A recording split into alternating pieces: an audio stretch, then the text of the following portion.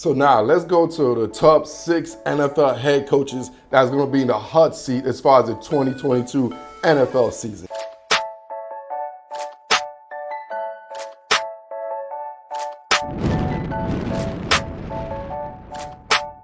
We're going to start at number 6. And we got to talk about the Houston Texans. We got to go to Houston and talk about Lovie Smith.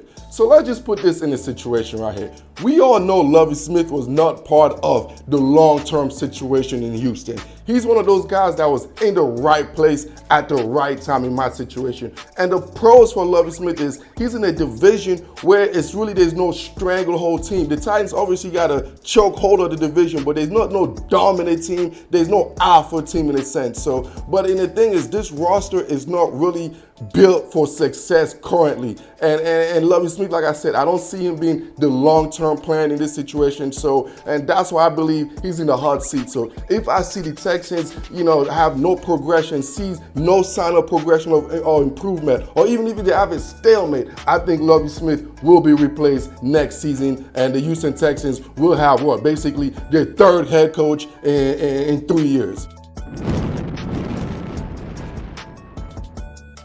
So now, let's move on to number 5 head coach that's in the hot seat for the 2022 NFL season. And we got to go to Dallas, man. We got to go to the Big D. And we got to talk about Mike McCarthy. So we all know what happened at the end of last season. McCarthy was on the hot seat in a sense. Like, we all know the playoff flaws. And after this season, there were talks about, rumors about, is he going to keep his job? Is Jerry going to let him go? So that was already a stain in the situation. And then coming into this season, people didn't forget about that. But one thing about Mike McCarthy that I really think he's double his hot seat is he has 2 guys on his team, on his coaching staff. 2 guys, his coordinator, offensive coordinator, Kelly Moore, and defensive coordinator, Dan Quinn, who wants his job. They don't want another job, but they want Mike McCarthy's job on the same team, on the same staff. So that obviously is going to complicate matters. So that's why Mike McCarthy is coming in as my number 5th coach as far as being in the hot seat heading into the 2022 NFL season.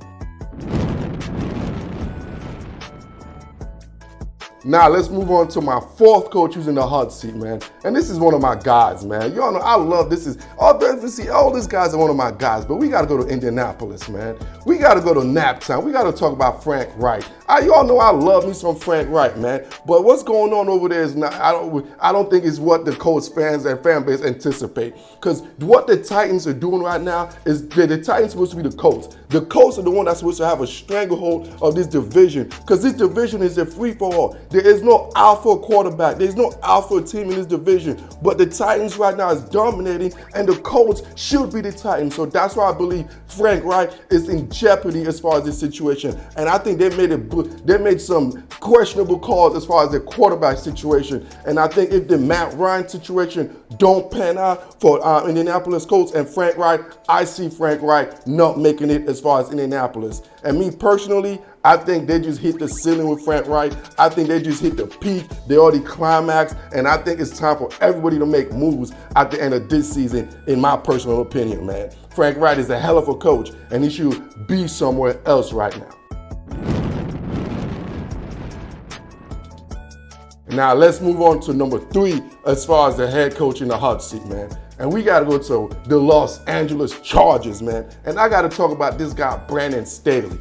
Y'all know me, I question this call. I love me some Tom Telesco, but Brandon Staley's something I didn't really like, man. First of all, let me tell you all this, all right? In football, you're in a division that has offensive coaches. Everybody in the division is offensive mind, and you're the one lone defensive coach. No. So that means every week you have 3 offensive coaches that's game planning against your defense. So I don't see much success. That don't work well, being the only defensive coach in the offensive division. So hence you see how the Seattle Seahawks are struggling in the NFC West, right? So that's the same thing I anticipate. The Chargers, I don't even know if Brandon Staley could coach. I think he's just a nerd, you know what I'm saying, who's an arrogant nerd personally. I don't think he's a great coach personally. So in a sense, I think with him having a superstar quarterback in Justin Herbert, and if he don't make the playoff this season with this type of roster they bring in, with the addition of Khalil Mack and the free agent addition and the draft addition and Justin Herbert maturation, I think Brandon Staley's playoff or get fired season, and that's why he's coming in as my number 3 rank as far as head coach going into the hot seat in 2022 season. And we got to go to the New York Jets, man. And once again, this is my guy. This is my bald brother, man. This is my dude. I got to talk about Robert Saleh, man. Could he coach?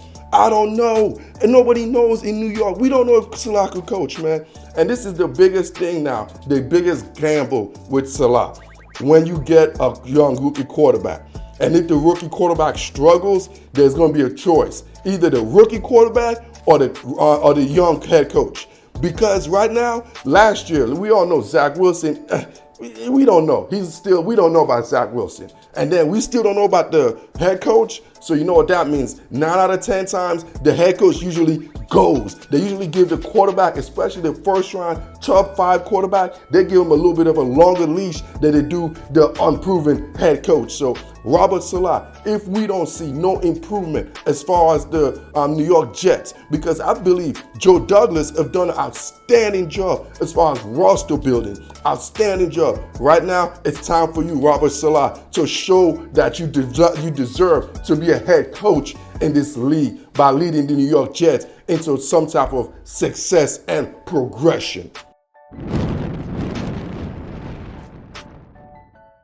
Now, let's move on to the coach on the hottest seat, man. This coach seat is so hot, man, right now, man. We going to Carolina, man. This guy's seat is so hot, man. He got the house on the market. The wife is already looking for relocation. The kids ain't even going to school because they know they're not even going to make it past the first semester, man. Matt Rule for the Carolina Panthers, man. And you all know me. I love me some Matt Rule. I love me some Matt Rule, man, and this hurt me to the core for me to say this, but the truth, it is what it is, man. Matt Rule is not going to make it past probably Thanksgiving, man. I wish him luck as far as making it to Thanksgiving, but the roster is trash, man. This guy's desperate. He's getting Baker Mayfield. He's getting Sam Darnold. It's like he's just reaching for the stars, man, reaching for the skies. You know, when you're drowning, you're just reaching for anything just to save yourself. That's what's happening in the Carolina Panthers, man. Matt Rule is just reaching for stars, just reaching for shit just to save himself. But unfortunately, man, there is no lifesavers there. He didn't have no life jacket. There's nothing that could save Matt Rule or the Rule family, man. It's the end of Matt Rule, and I don't think Matt Rule is going to make it to Thanksgiving. And he should be thankful if he make it to Thanksgiving, man. Once again, he will be in the history book as far as another college coach that came into the NFL and did not know what the hell he was doing. And that's why Matt Rule will most likely be the first coach being fired as far as heading to the 2022 NFL season. Y'all know the drill, man. Like this, love this, share this, and I am out.